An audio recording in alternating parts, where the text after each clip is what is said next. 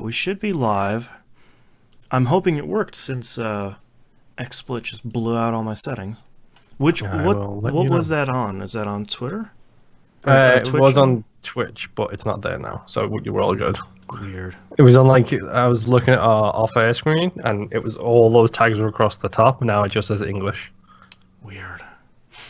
All right, we're live on Twitch. We're live on YouTube. We're live on Mixer. Let me retweet this, and then I'll dig into what I have over here. Thank you. You're so good, kitty. Your daddy's girl. Yeah. For anyone listening to audio version, Moonpear's talking to his cat. Yes. Okay, so I found over here another box of video games I haven't seen in a while. So I have not yet opened this until right now, so I sort of wanted to see what we have in here. Syndicate for 360, and good game. Incredibly fantastic game. Yep. Way better than anybody give it credit for.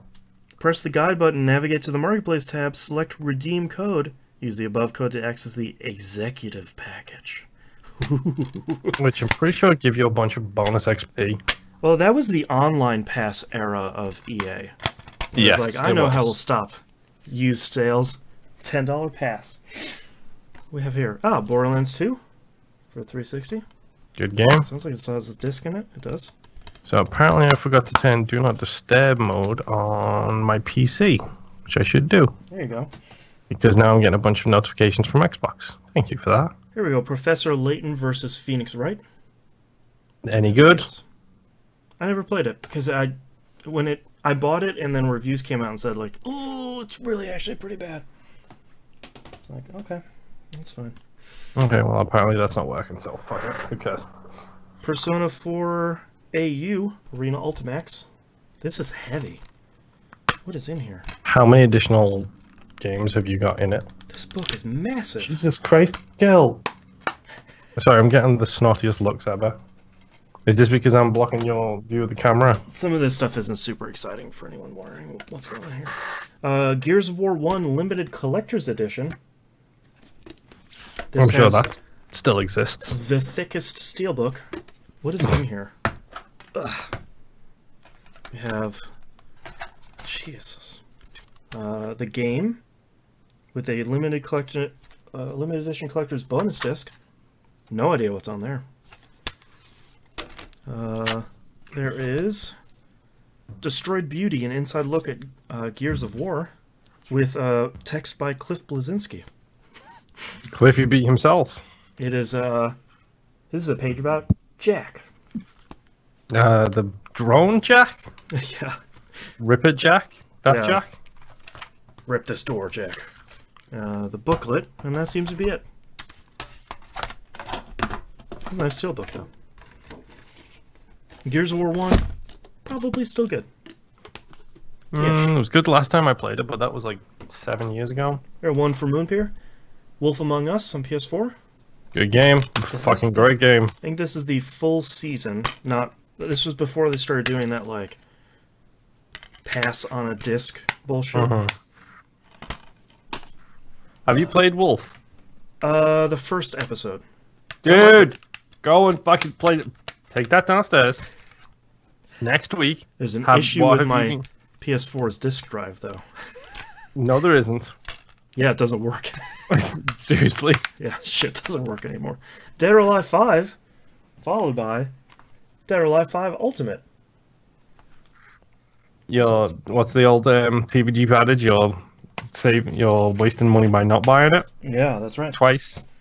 Here we go. Guilty Gear Zerd Sign, a game I wish I had played more of. Thanks. What else do we have? Ratchet & Clank Into the Nexus for the PS3. I don't think this was the one I really... No, that's not the one I liked. Adventure Time Explore the Dungeon because I don't know. Okay. A game I have never played. Because I also heard that was bad. A lot of these are collector's games. Games you thought, that will get a limited run, I will just buy one. I think it was pretty limited. Kingdom Hearts HD 2.5 remix for PS3. Oh, the Jesus. limited edition. There's a bunch of stuff that comes in here, and it's not in the box right now because it's over in the closet. Oh, here we go. Final Fantasy X and X-2 remaster. Yeah. Limited edition for the PS4 includes a desktop calendar. Wait, like a calendar, like a physical calendar, or like? Yep. Jesus fucking That guy. Christ. I bet it also comes with a steelbook in here. I bet I bought it because the steelbook has a mono artwork in it. Nope, just a regular copy of the game. Shit. But it does have a desktop calendar for the year. Hold on. Was March 2016. Yeah, get that shit on your desk right now, dude. Oh god. Okay, let's put all this shit back in here. So here's a question: Sure. when you buy shit and you occasionally get stickers with that shit, do you ever actually put those stickers anywhere? When I was young, yeah. Like when I was a kid, I'd put. This is not going to be able to go back in here. I'll deal with this later. Good job, dude. I would have when I was young, but like I have a set of Nintendo scratch and sniff stickers, somewhere around. It's like for the NES launch, so it's like the Excitebike one smells like rubber. The Zelda one smells like grass. Okay. For some reason, I never put those on anything. Yeah, everywhere seems to come with stickers these days, but I don't have anything to put. Like I've got. Yeah. For Christmas, I think you saw I bought myself and my wife Achievements and Chill T-shirt from Frame Rate Merch, which is Ray Narvaez, former Rooster Teeth Achievement Hunter guy. Right. It's his store. That comes with stickers. I've got about 20 of these motherfuckers, Giant bomb bomb stickers lying around the house. Yeah. And it's like, I don't know where to put them. I don't want to put them on anything. It's like, I don't have a car. Put them on a pile with the other stickers. So literally I just end up with like little stickers like scattered all over the place. Yeah. Weird. A copy of the Beatles Rock Band. I don't like the Beatles. I am certainly not the biggest fan of the Beatles. This was a really good version of Rock Band. Oh, it was the presentation wise, that game was amazing. Yeah. But for me, the Beatles have got like 2 songs that I like. Yeah. Dragon's Crown for the PS3, a game I really like, even though it's really gross. It's probably the nicest way of putting it. Tomb Raider for the PS4. Love that game. Diablo 3 for the 360. Nice. This is the, yeah, Jimbo Jangles in chat is right. I wouldn't put them on luggage, the giant bomb stickers. Yeah, that's a very good call. What else do we have in here? I do have a What is Giant Bomb this? t-shirt that I once wore through airport security, which was funny. Aha. Here we go, Moon. Oh, hold on. Sleepy Dogs Definitive Edition. This has not a steelbook, but one of these books inside. It comes with some tattoos. That's a fucking great game. And a booklet that is mostly artwork, which is not the thing I want for Sleepy Dogs. That's cool. That's a cool package. What else do we have here? Lollipop Chainsaw, sealed, because I never Why not? played it. It's really surprisingly good. Yeah, it's one of those games where I just never got around to it. I can't judge based on my hard drive. Black Flag. It's a great game. Killzone Shadowfall. Not a great game. Not a great game. One of the most interesting multiplayer lobby systems I've ever love seen. that system so much. Why? It's the Nemesis system all over again. It's like, why have people not stolen this system? For anyone that never caught what Killzone did, it would keep you in lobbies, but it would switch the map and the game type. So first you're doing capture the flag on map A, next thing you're doing, team deathmatch on map B, and I really like that. But it was always consistent, wasn't it? Like, it was always in world. Like, it was like, move to this next point because this next point is the objectives, and you had a limited time to get to that next point and then start that game type. Yeah. So like it never broke like into like a loading screen. It was always like, this is a huge map. Here is how we load it. Yeah, it was cool. It was really interesting way of doing things. Lego Marvel Superheroes. Good game. It's a great game. Knack is not a great game. Hashtag PlayStation Plus One. Yeah. Boy, I'm surprised I have a physical copy of that. Metal Gear Solid 5 Ground Zeroes. I'm very surprised I have a physical copy of this as well. It's a good game. That's the quintessential Metal Gear Solid game where it has so many things inside of it that never really expounded into a full game. Yeah. It's just like there's so many different stupid things in there. It's like, I think here's what Ground happens Zeroes when was you give someone too much money. Yeah. Too much money, too much time. I think Ground Zeroes was fine. I like Phantom Pain a lot, though. Open world Metal Gear games should not have worked. And it did. I think. Which one was Phantom Pain? The very last one. The second part of 5. Okay, Phantom Pain was incredible. Ground Zeroes was really good. My favorite will forever be Peace Walker, I think, because Peace Walker is where 5 was grown out of. Yeah. Another copy of Knack. Because why not? For anyone doubting it, here's Proof of Life. 2 of them. Jeez. It put them together, Knack 2 comes out. Alright, only a handful more here. Oh, there's some real good ones in here. Another copy of Borderlands 2 for 360, so my wife and I could play together. Katamari Forever for the PS3. This was a really great one. Yep. God, this is another one that has a giant book on it. This was like a greatest hits remastered. Yeah, it was a little bit of everything. Yeah. What's this? Viva Pinata Trouble in Paradise. Hell yeah. Amazing game, especially if you had the vision cam and could just get the images of the pinatas you needed. Includes Pinata Vision. You guys probably can't read that, but this is also another heavy one. Jesus. It did. That came with a big book and a bunch of cards. Yeah. Yeah, the Pinata Central User's Guide. That's fun. More Viva Pinata, please. Tales of Xillia 2. I've come nowhere close to playing this game. I don't even know what that game is. Ultimate Edition of Dragon Age Origins. I've played Origins, but I never played Awakening. Origins is great. Origins is genuinely one of my favorite games. I bought that edition and played through the whole bunch of it. Wow. And I love the fact that the DLC was all on one disc. It was great. Yeah, it's 2 discs. It's the Play disc, disc 1, and the Install disc. Which was all the DLC basically was on that disc. Here we go. Twisted Metal Black for the PS2. Twisted Metal Black is okay. It's not the best one. I hate car combat games. That's fair. And Twisted Metal is the reason why they died. It's the reason why they were successful, and the reason why they died.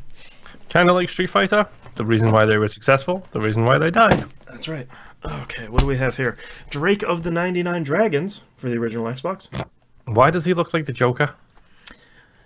That's a great question. Why does he look like the Joker?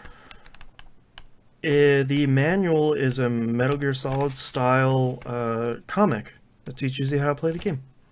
That's kind of cool. Yeah. This is a loose disc for Wii U's Nintendo Land. Did not know I owned a copy of this. Why not? Throw it in the trash. Add it to the game library and then throw it in the garbage. Yeah. PS2's Mark of Kree. Had good things, never played. It was good. It was like an era. It still has the bone on it as well. It was in an era of a lot of good platformers coming out that were all good but not great. Yeah. Metroid the Other M.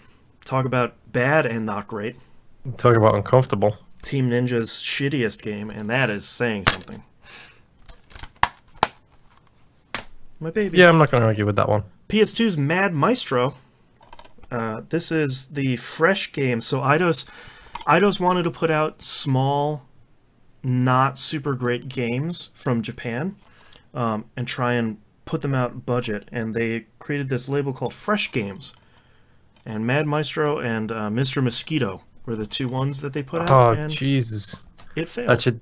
That should tell you everything you need to know if Mr. Mosquito was one of them. Yeah, they tried. Devil May Cry 2? The black sheep of the Devil May Cry family. Oh yeah, So, 2 discs. That's right. Good game, and it's got that stupid lava tarantula boss real early. Devil May Cry 2 is so bad. Jesus. Limited edition copy of Mech Assault 2 Lone Wolf. Wow. But dude, it's got Xbox Live enabled across the top. God, and only on Xbox. I forgot about Mech Assault. 2 exclusive multiplayer maps. Oh god. Never before seen footage exclusive G4 Tech TV production. Wow. You wanna date something. It's 2 discs, by the way. Dude, I bought a figure for my anniversary present this year that was from EB Games. Wow. Come on. That still lives on in Europe? Canada. Yeah, No. Canada. EB does not exist in Europe. It never existed in Europe, dude. Oh, I'm thinking of Australia.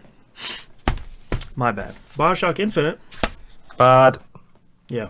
A like game that I game. liked, and I gave Game of the Year for that year. I was wrong. It's a perfectly reasonable and above average game. It's not the second coming of BioShock that everybody jizzed themselves off to. Nope.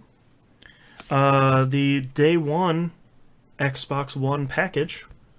This won't work anymore. Don't worry. Now that's been scanned. Now you've lost it. Don't worry, I already took care of it. I got my Xbox One day one avatar, which I don't know how to use anymore. It's probably in the new avatar bunches. Tetris Evolution for the 360? Jesus. I don't know what this is. It's a Tetris game put out by THQ, so it's probably hot garbage. God, yeah. Xbox 360, Xbox Live. What is this? Customizable skins and themes. Tetraminos pop off the screen in intense HD graphics. Put it on the paw. Here's a real shitstorm. Beyond Two Souls.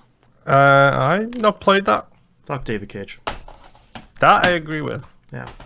A game I like and will defend, The Order 1886. Still not played it. I need to pick it up at some point from my PlayStation. It's literally 4 hours long. Yep. I need to get myself a good... Comes with an ad for Until Dawn. A very This good game game. I need to play. I have that game. I should play that. Persona 4 Arena Original Range soundtrack. Came with something. Probably Persona 4 Arena. Original pressing of 999. Before they changed the album art, the cover art. Interesting. Yeah, before it was a... Oh no, this is the Zero Escape Volume 1. Jesus Christ.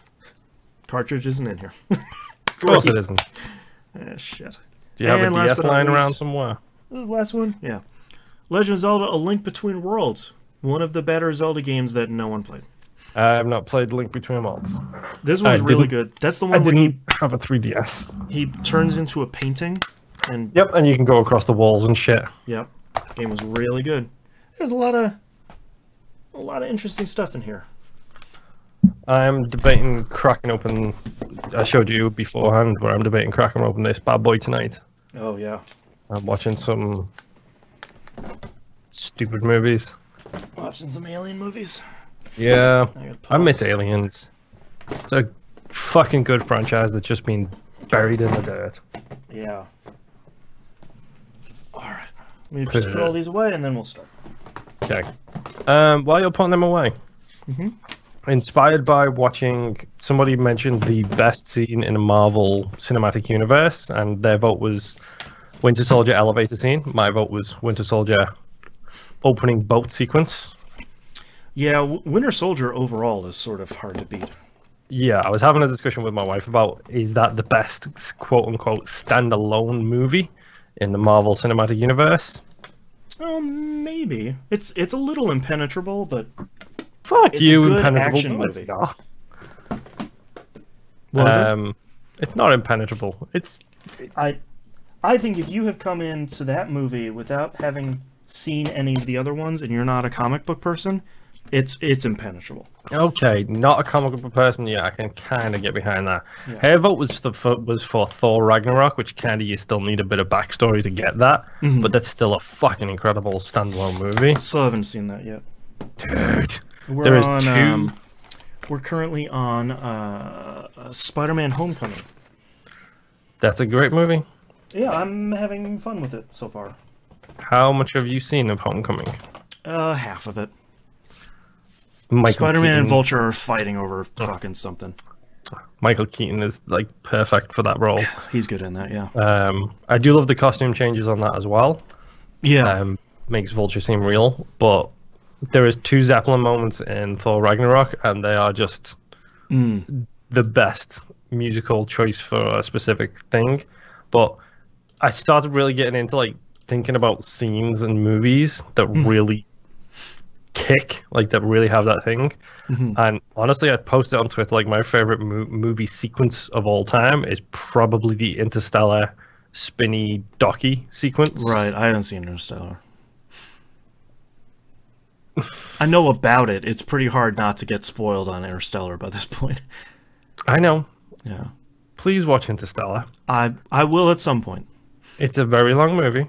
Oh, okay. It's like 2:45, I think, something like that. To me, that's not impossibly. Anything over 3 hours is sort of like Return of the King.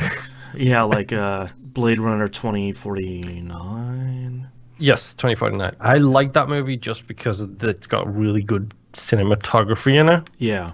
Its plot drags like a motherfucker, but it's got really good cinematography.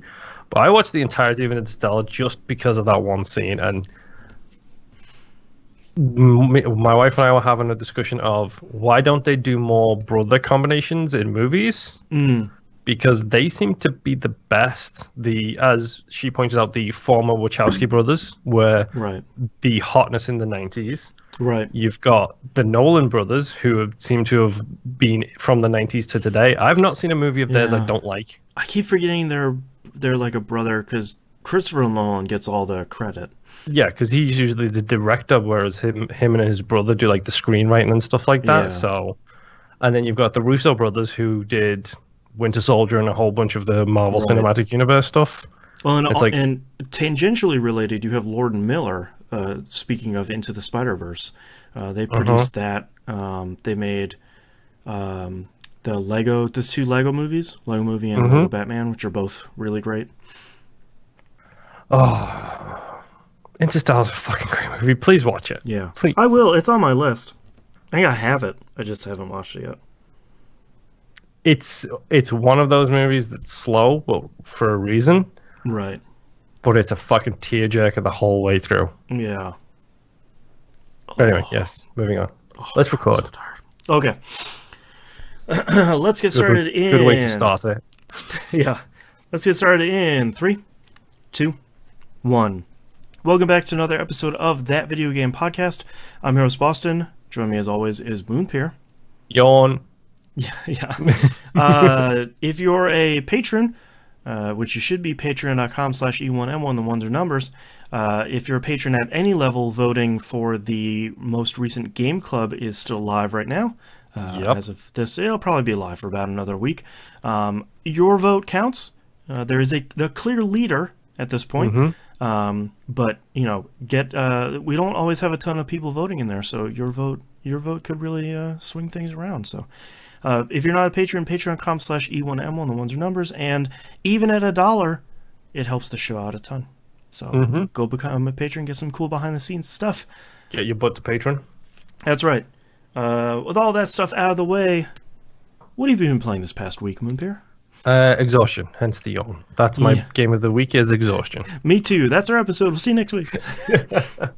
Okay, so start with Apex Legends. Yes. Apex Legends is really good. I don't know how much more I can say about the game at this point, other than I still really, really like Apex Legends. We were actually talking about this before we recorded Pup yesterday, because Mina had seen a lot of it but didn't really know what it is.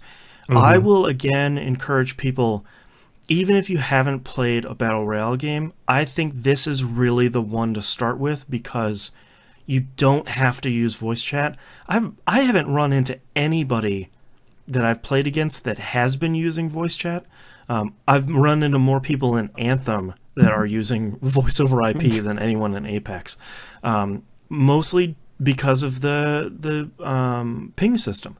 Yeah, the ping system is it's a thing of beauty. Yeah, I mean, Like, Fortnite just added it to Fortnite this week, so like it's clearly a game changing thing that I think you, as someone who's, if you've been interested in battle royales, or even if you haven't really been, it's free. Give it a shot. yeah, Matches are fast. It's quick. It's relatively easy to understand if you have experience with the Titanfall games. Then you've got a fair bit of introduction to the weapons. Yep. The game it's just genuinely quite fun to play. And now I'm really going to embarrass myself because I made a mental note. Oh, I should write down the name of the gentleman from the community we played with, and I didn't. Oh no. So Our apologies. Yeah, sorry about that. No. I'm scrolling through my Xbox friends list as we talk. There you go. Angel Eye. He's the guy. Oh, Angel Eye. Yeah, is very active on Discord. So he reached out to my wife. They were planning on playing, and they didn't have a third, so I jumped in too. Played a whole bunch of rounds. We decided to make the smart decision of playing on Saturday in the mid-afternoon. Whoops. When all of the heavy hitters are playing. Right.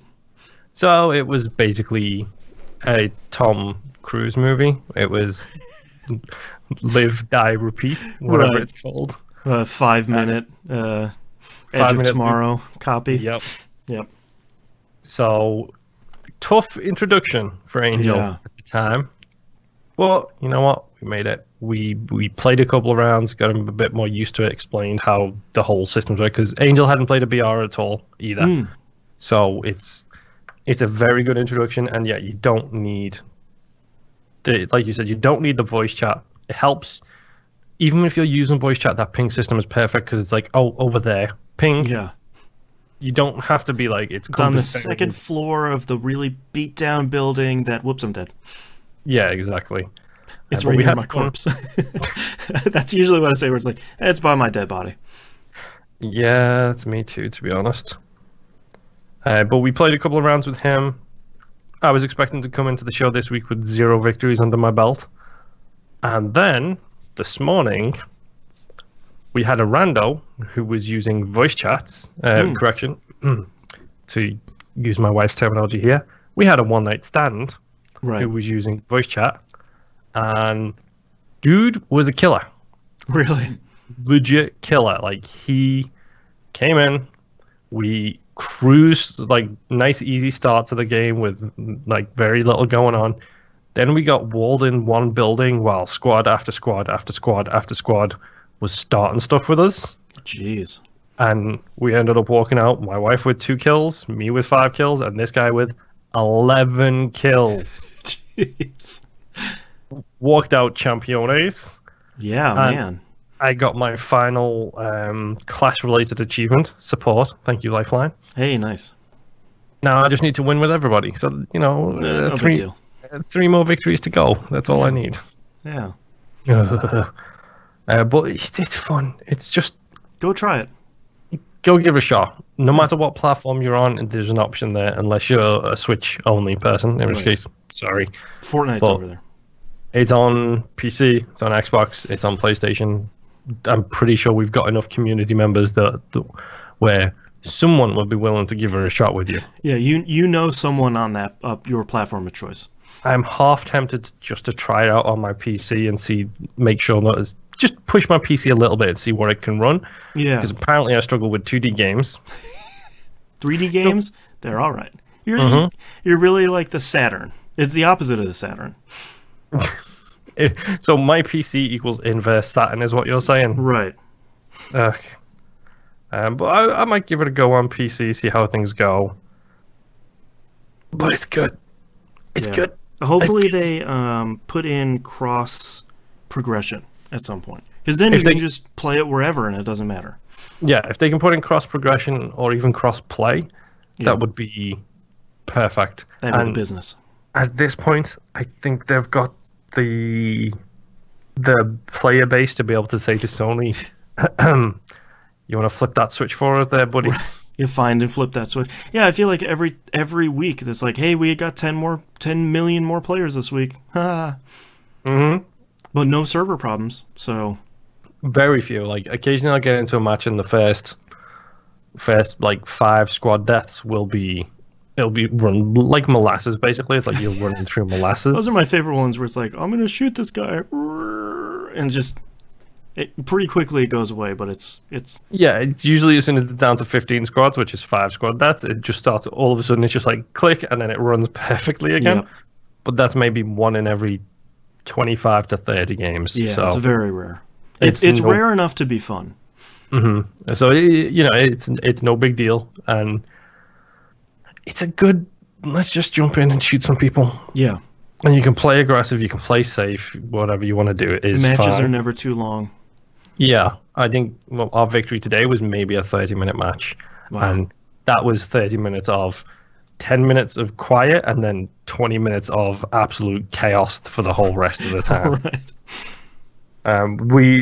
I'm trying to think of a good name for the rule, but we have introduced our rule, which is if there is 3 squads left and you hear the other 2 squads fighting, because that includes you, the 3 squads left, you book it to that location, and then the second it says 1 squad left, you get in there and you mop up the mess. It's the let them fight rule from Godzilla. Yes. Exactly. So it's let them fight, let them take each other down, and then we go in and we clean up the mess. Yep.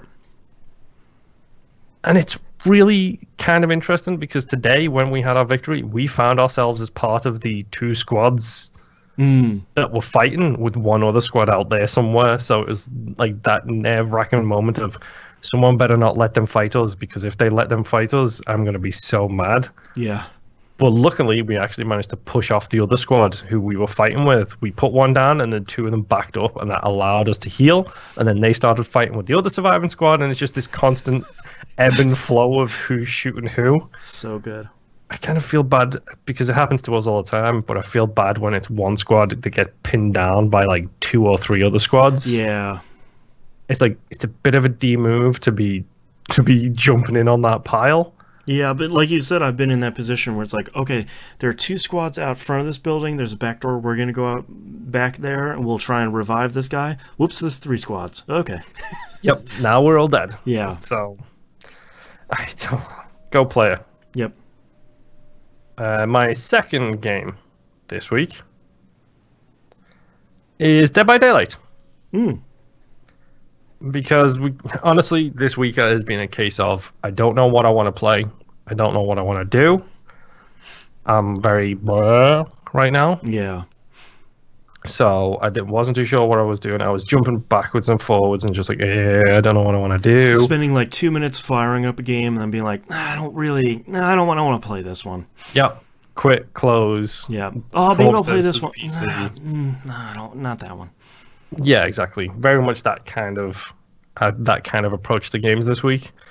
And my wife has been working on her Survivor achievements, which the Dead by Daylight, for those who don't remember / don't know, asymmetrical 4v1 multiplayer game, killers versus survivors. My wife has pretty much, I think she had like 2 Survivor achievements left. Like win as a specific survivor? Under specific conditions. Oh no, that's where it gets tricky. Okay.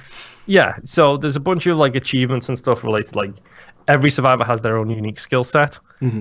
One of the achievements for every survivor is Adept Survivor Name. Okay. And it's when using only that survivor's specific skill set. They're 3 perks, which you can equip 3 perks at level 10. That's not too much. You can get them quite easily. Laurie Strode. Okay. Is the Michael Myers survivor. So in his DLC, Laurie was the survivor that came with him as the killer. And this is the same Laurie who is in the most recent movie, I believe. Okay. One of her skills is Object of Obsession, which there is a mechanic in Dead by Daylight where if you load in and you can be the object of a killer's obsession, which means that they will focus fire on you more than anybody else. Okay. One of Laurie's perks that she starts with is called Object of Obsession. And what that means is if you are looking at the killer in his direction within a certain range, their like silhouette will show up on your screen and show you exactly where they are. Oh wow. Okay. like through walls and stuff, like a friendly fire, a teammate kind of thing in Halo, where you'll see them through walls. Right. Downside of that is they see you. Oh. Okay. One of her achievements, I think it's called Item of Obsession, is to survive the entire match, escape last, and never get hit. Wow. Okay. So it's just a perfect game, basically. Basically, yeah. It's always be aware of where the killer is while never letting the killer know where you are. So it becomes one of those, I can't think of, like, traffic lights. I don't know if it's called over here. Yeah, where red light, green light. Yeah, where like you turn around, you look, and then everybody stops, and then you turn around. It's that exact same thing where you spin the camera around, you see the silhouette, you turn around, and you look at the floor. Right. And you hope that the killer did not spot your silhouette at the same time. Right. So I jumped in and I was playing it with my wife because it was like we didn't know what to play. So let's just jump in. It doesn't matter. I need a bajillion blood points XP in the game to progress with my characters and unlock. So I'm just going to play it for fun. Yeah. And slowly but surely chip away at some of my achievements, but mostly just jumping in to get XP. So we jump in, and there's a guy who's the chainsaw killer who can down you in one hit, which is great. And at that point, like, by the time the killer was, like, really chasing after us and stuff, we already had, like, 2 of the 5 generators needed done. So it was one of those situations where it's like, okay, I'm just going to go and get the killer's attention. Because, like, just before the match, my wife and I were talking, and I said to her, just pick Laurie. If we get a newbie person who doesn't understand what they're doing with the killer, this is your perfect chance to get that achievement and get it out the way. Yeah.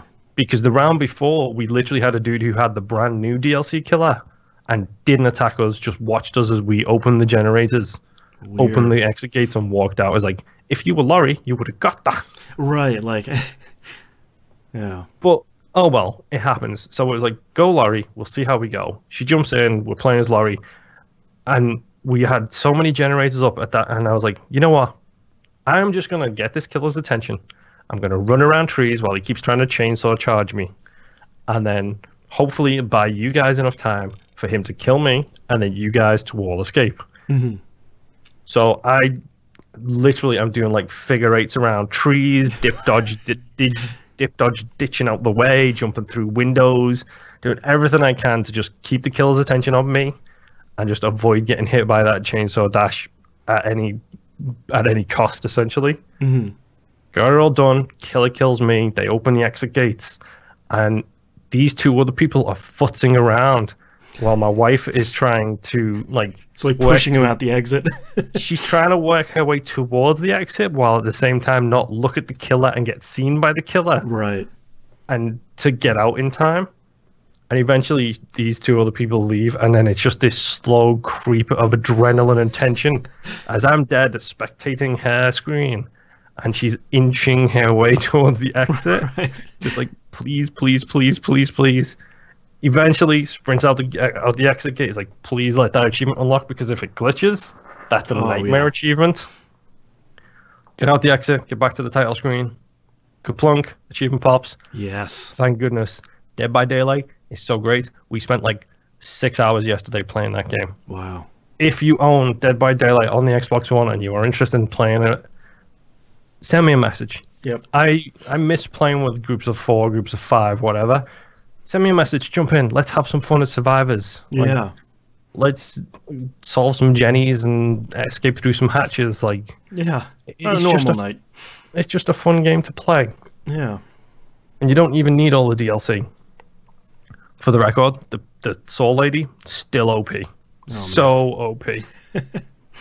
But yeah, Dead by Daylight is fun. Moving on to my next game, which I played a grand total of about 20 minutes of. Okay. Sorry to disappoint you in this case. I was frustrated with my PC, so I kind of stepped away for a while. I made sure it worked, and that was good. You can correct me on the full title here. ToeJam and Earl. It's back to the groove, back in the groove. One of those 2. Yeah. So, is this just a straight remake of the old one? No. So, okay. is tough. Let me cross this off my list real quick. Cross. I've probably put about 4 or 5 hours in this, I think, in little sort of fits and spurts. Have you played any of the other 3 ToeJam and Earl games? No, not a frame of them. Okay. So basically what they've done is they've taken the framework of the first one, which is you crash land on Earth, your ship explodes, you need to go through X number of levels and collect all 10 ship pieces, and then you win. They take that, and then they put some of the stuff that really worked in ToeJam Earl 2, and they put that in this as well. Like shaking trees to hope that presents or food comes out, feeding coins into the little meters that are around to potentially get stuff to pop out. The hyperfunk zone, that all stuff was that was all stuff. Is the hyperfunk zone the crayon based yes thing? Okay. The incredibly hard to do anything in crayon thing. The camera's way too close. Yeah, it always has been, and I don't think they're ever going to change it. And there's an achievement for getting to the end of hyperfunk zone, and I don't know how you're going to do that. Oh, jeez. Unless you sort of be small the entire time. I'm not hold that hide button the entire go. Yeah. So you got through basically you did the tutorial levels? I did the first level. I'm up to collecting spaceship parts now. So I'm currently exploring my 2nd or 3rd level, collecting spaceship parts. Yeah. I messed myself up because I didn't have a controller attached to the computer at the time, so it was really weird moving around with the keys, and then those PC controls are not great. Yeah.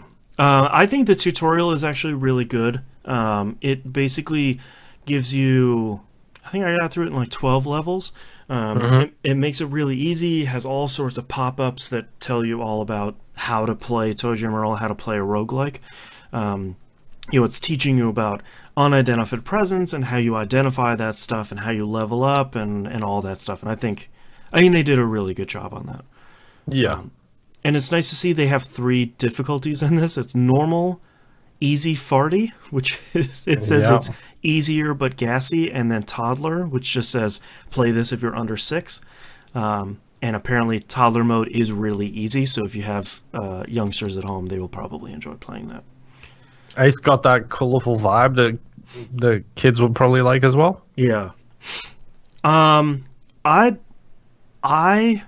largely like Back in the Groove. I think it's been 28 years since the first ToeJam and Earl, and I think they have done a really good job at sort of respecting the genre that they helped solidify here in the US, because this is one of the first roguelikes that most people have played if they didn't play stuff on the PC. Yeah. I think they have all the normal stuff that made ToeJam Earl great. It has the controls are great. They added stats to the characters now, which I think is really a clever idea. Every time you level up, it gives you an increase on 3 stats. And I think the best selling point on it is number 1 is $20, and number 2, it's more ToeJam and Earl. The first one, not 2, not whatever 3 was trying to be. It's more of that 2D ToeJam Earl that you really love. I think my largest problem about this game is it has so much in there that I really love. It has all the enemies that made the first one great, like the dentist and the phantom ice cream truck and the boogeyman and all these great guys. They make a reference that the bees aren't in the game anymore, which is really great because the bees were terrible in the first one. And they do a thing now where enemies get stronger and stronger the deeper you get into the game, which I think is a really great change. My problem with the game, though, is there's too much stuff on every level. There are way more friendly units now. In the first one, it was usually like the carrot guy, obviously, the wizard that heals you, and like the opera singing lady that pops earthlings. That was really it. Now they added a whole bunch of additional people and a whole bunch of extra bad Earthlings. And part of my frustration with this game is because they added so much of that stuff, there's so much stuff on each level that it's less fun to explore a level and try and find all the presents, try and get all the experience you can, because you get experience for uncovering tiles on the map and opening presents. Those are sort of your two big experience gainers. But as a result of there being so many Earthlings on each planet, it's sort of a mad dash where it's like, I have to find a puzzle piece if there is one. If not, I'm going to hopefully find the good elevator and get myself out of here because there's just so much stuff. Yeah. And I think compared to the first one, I feel like that's a real miss. It doesn't make the game bad, but it sort of makes me look at it and be like, yeah, I could probably play ToeJam Earl 1, though, because that game is still really good. Yeah. I still recommend this, because ToeJam Earl 1 is... it's not as easy to play as this is. You know, present management especially is rough. But I think they put out a good game. And it's more ToeJam and Earl, and I unlocked one of the characters already.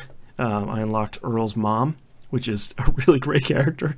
Okay. Literally looks like Earl with just a big gray wig on. Okay. And what are her benefits? She can eat rotten food and it won't hurt her. Oh, and when you do a high five with someone else, it gives them more health, which is helpful. Yeah. But yeah, it's good. I haven't done any multiplayer yet. I haven't done any couch co-op yet. But as someone who backed it, I'm happy with how this came out. They made another ToeJam Earl game, the first one, which is what we wanted. Oh, I mean, it's one of those things. You backed it, you're happy with it. That's pretty much the highest praise you can give it, really, isn't it? Yeah. And I spent a lot of money because this is one of those Kickstarters where I always said, you know, like, hey, if I can fund a ToeJam and Earl, I will put my money where my mouth is. And I put hundreds of dollars, literally hundreds of dollars towards funding it. And they said earlier today that they have sold 20,000 digital copies that weren't purchases through limited run games or Kickstarter people. So they're doing pretty well so far. It's only been out for a couple of days. That's not too bad for them. Yeah, and they have a big patch in the works. There's a bunch of trophies and achievements that are sort of busted. There's some bugs here and there, like sharks coming out of the water and wandering around land. But they're a small team, so they're figuring that stuff out. So yeah, and I did see them put out a tweet saying, "Yo, do me a favor and don't threaten our developers with death." Yeah, they had to ban someone from their Discord for that. Yeah, maybe, you know, treat people like human beings with dignity and respect out there, folks. Get another hobby that isn't video games if you're going to do that.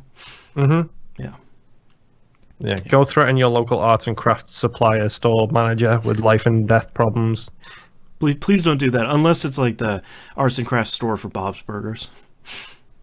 No, because they're just funny. Yeah. But yeah, I mean, ToeJam and Earl, I've barely even scratched the surface at this point. I mean, the main thing for me was finding out how you feel about it, and yeah, if you're enjoying it, and it seems like you're making pretty quick progression in it, like yeah, I think they've changed it so that most games are faster. So one of the biggest problems of the first one is you could go 20, 30 levels on random mode without getting all the pieces. Yeah. In this one, I beat my first normal mode, and I think I was on floor 15, 16. So that was pretty short. I'm playing a random mode playthrough right now, which is my greatly preferred way of playing ToeJam Earl. That turns it into a much more true roguelike than fixed mode. Yeah. And I haven't unlocked hardcore mode yet, but I'm very curious to see what that's going to be. And I'm hoping random mode gives me larger floors too, because some of the floors feel very small. That's not really... I want more stuff to explore. I want more You know, now it's on PS4 and Xbox One and Switch and PC. Like, I want bigger and bigger floors. Yeah. So hopefully there'll be more of that.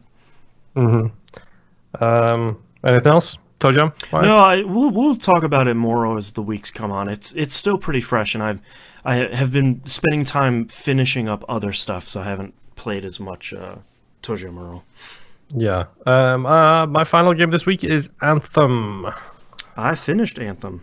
I, again, barely played anything this week, so for Anthem, I got up to the princess.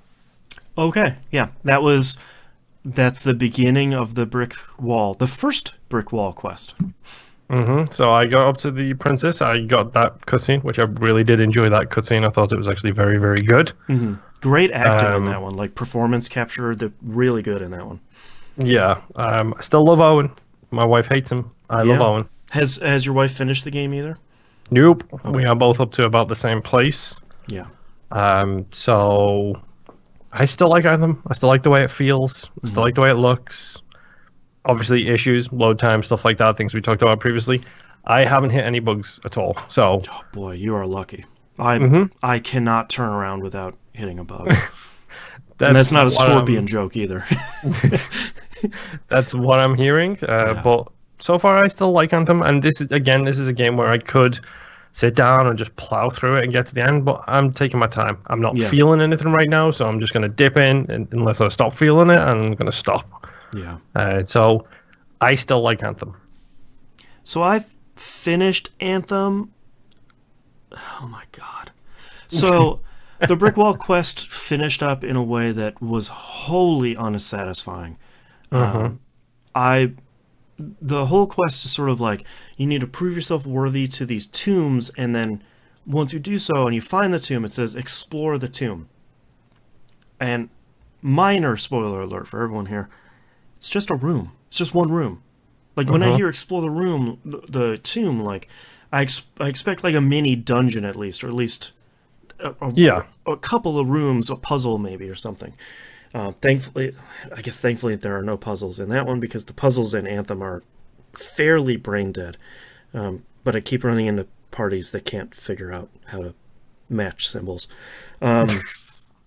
Which is just, it's like, I keep saying, like, okay, I'll do all the puzzles myself. Like, one of the puzzles, there are like 3 main puzzles you run into. One of the ones you run into the most are like, there are 2 symbols on a platform, and it's like, one symbol is up here, up above you and to the right, so that's probably the right-hand side one, and then you just spin the left-hand one until it says okay. Until it clicks. Yeah, like, these are not complicated puzzles.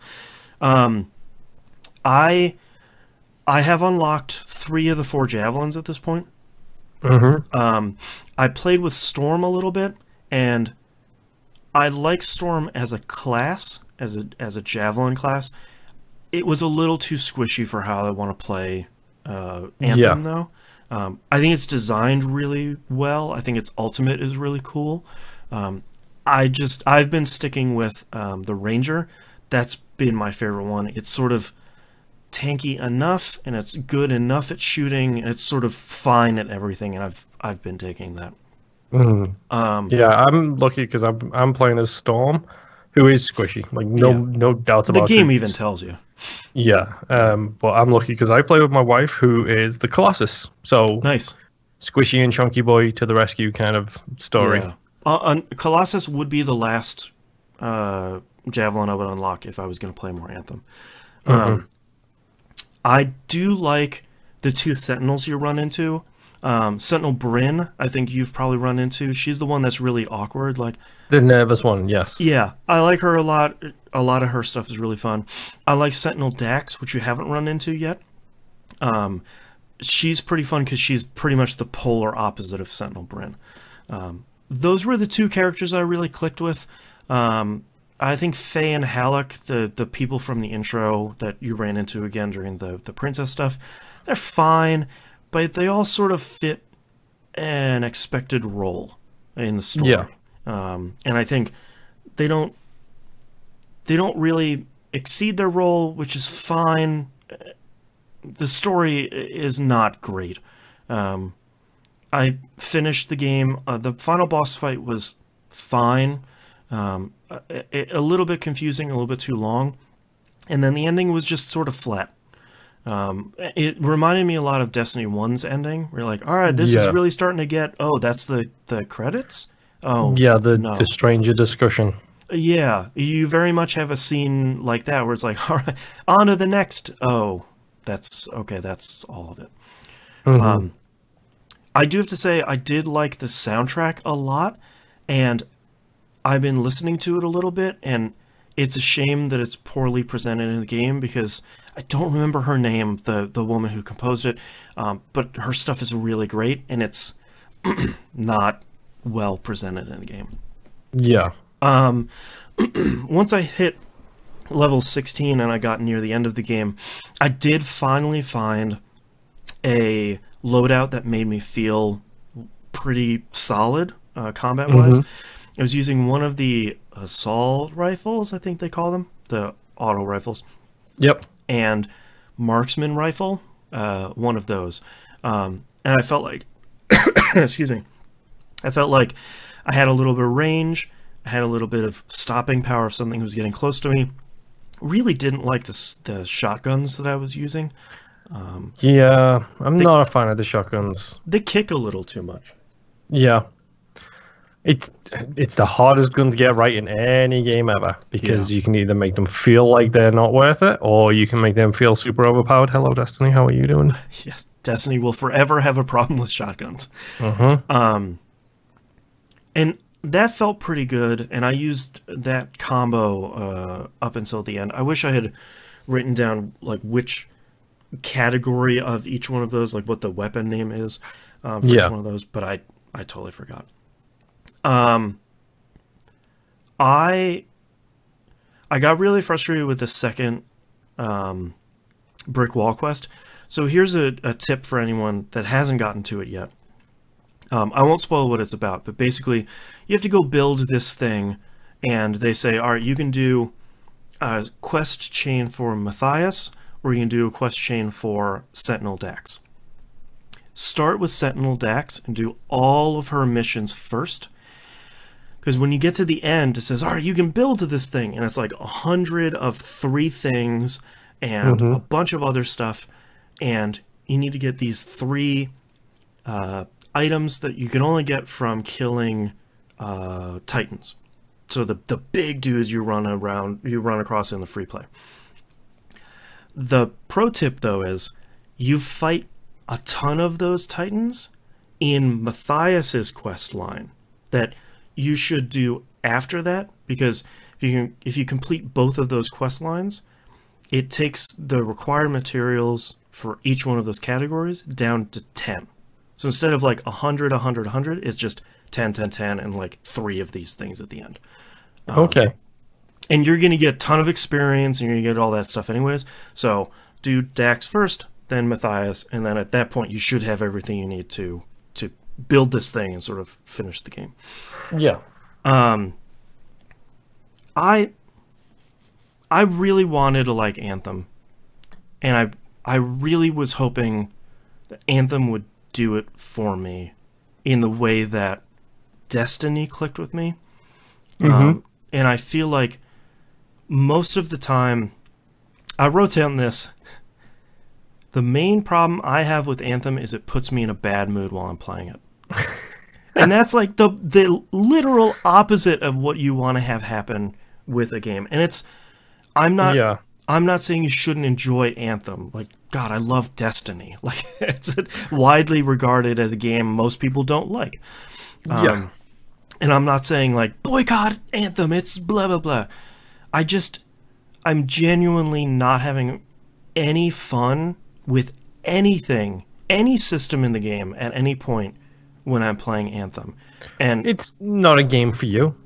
100%. And, like, I don't even click with the flying, because to me, they shouldn't have put the overheating system in with flying, because, or if diving should cool down your jetpack or whatever twice as fast as it does right now. Yes, it definitely needs a go faster update on the dive. Yeah, because all you do right now, they cripple the most fun thing in Anthem, which is flying around in free roam or flying from point A to point B in a mission.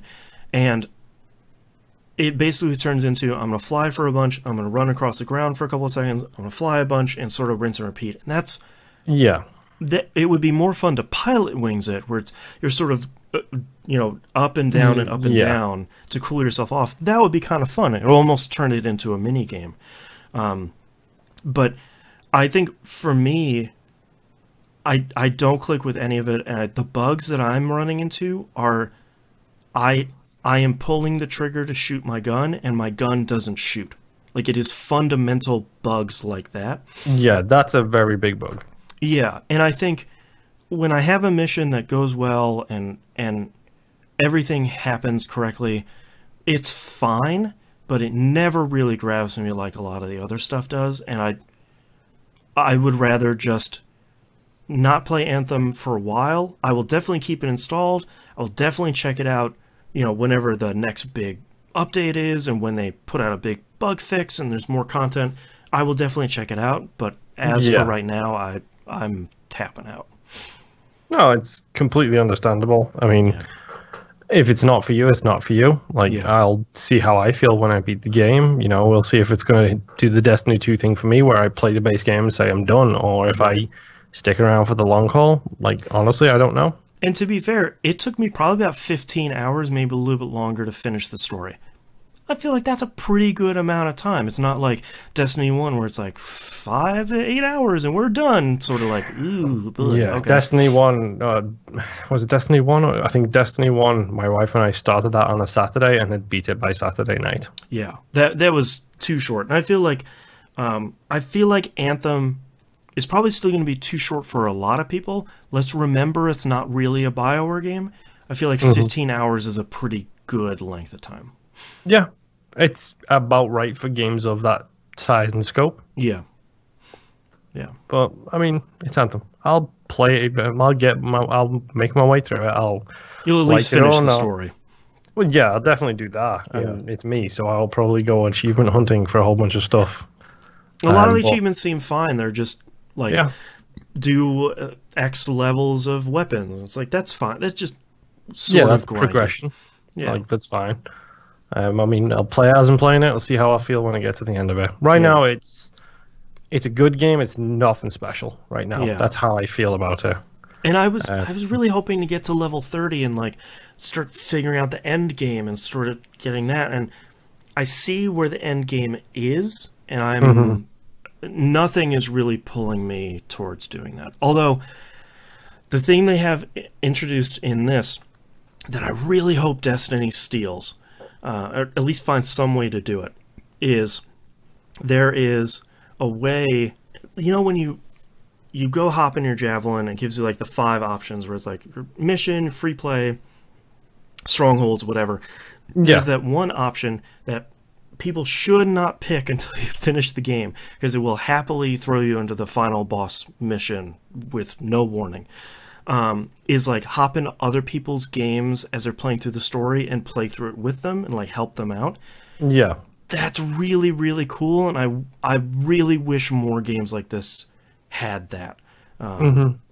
It would maybe be hard to implement in something like Destiny, but it'd be great to like replay a random mission, random story mission, or help someone that needed help, something like that. That'd be something I would want them to steal from Anthem. Yeah, I mean, it's a good feature. I've barely messed around with any of the public lobbies because I've just been playing it with my wife, so it's just been me and her cruising around on private lobbies being like, yeah, we can handle this, it's normal. It's actually a cakewalk. I really wish Anthem didn't like wag the finger at you when you went offline, where it's like, you should be playing this online. It's like, I get it. I want to read a codex entry for 2 minutes. Like, just chill. Yeah. It does that a whole lot, and that kills me a little bit inside. Whereas, like, you do not get to tell me if I want to play private or public. Right. Like, you don't get to every single time I switch it to private, it complains, and then every single time I hit launch, it complains. It's like no, don't put private lobbies in then. Like, just require 4 people. Like, I'm not gonna beat Anthem up too much. I'm just like we said, it's not for me. I'm not going to keep playing it. Yep. But yeah, that's all I've been playing. So tell me about Bad Decisions, please, Boston. That'll be the second game here. Okay. We'll talk about, just crossing Anthem off my list. I've been playing more Darkest Dungeon. If you're not a patron, we finished up our 4 weeks of that on We Rogue Like It. If you're not listening to We Rogue Like It, it's in this same feed. It's really good. We're having a lot of fun doing it. You had mentioned Alex Navarro over at Giant Bomb, giantbomb.com, saying that no one really ever beats Darkest Dungeon. Challenge accepted. I'm going to finish that checklist. By God. Oh, wow. It will probably take the next 5 years. So for anyone who hasn't played Darkest Dungeon, when you come out of a dungeon, or you look at sort of the game has an overall checklist of, like, raise these people to level 6 and go fight these bosses and go into the Darkest Dungeon. Back to the pit. But I'm gonna beat Darkest Dungeon, and it will probably kill me, but I'm gonna do it. Slowly but surely. So mostly this week has been me on the PS4 version, starting to build my team back up. Got a couple people at level 4, a couple of people at level 2 and 3, sort of smattering here, but I'm having a harder time deciding on a really solid team, because there are these 3 or 4 additional character classes. And they're all pretty good. So it's sort of like, I could have my normal roster we talked about in We Rogue Like It. Or you can upgrade it a little bit with these DLC I could bring Flagellant in instead of a Hellion. Like, I could bring a Shield Breaker and sort of do some pushing and pulling. But yeah, Darkest Dungeon is still really great. Another good plug for psprices.com. We were talking about it during PUP yesterday when we were recording. Musim was really interested in Darkest Dungeon for Switch. And I said, hey, not on sale right now. Pop it in psprices.com and it'll let you know. So we're not even affiliated with the site. I just really like it. It's the website Moon and I have been looking for like 2 years. It's been quietly working away over there, just being our dream website. A super secret, like, sale site that nobody really knew about. I've gotten a couple emails. It's super great where it's like, hey, it's like a secret, like, psst, this game is on sale. I don't really want to bother you. Sorry. I'll see you later. It's really good. Yesterday, my wife took my kid out of the house, our kid out of the house. And all of your troubles seem so far away. Right. So I did what any red-blooded American would do in 2019, and I fired up the Division 2 open beta.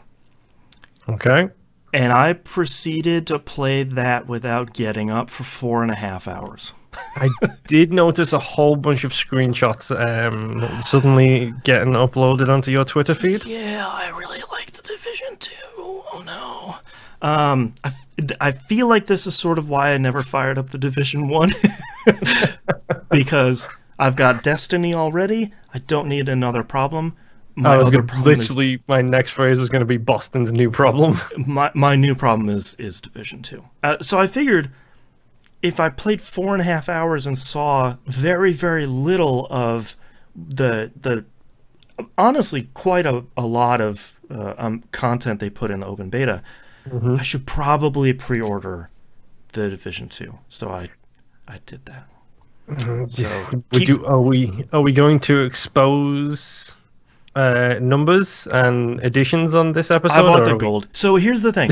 I bought the gold edition, and this is my problem with games that have clan systems. And this is a problem Bungie got around. I shouldn't have to buy the gold edition to get into the game to create a clan before someone else does. I should be able to create the clan on a website and then just say, hey, no matter when you guys get the game, here's the clan number, here's where I can approve.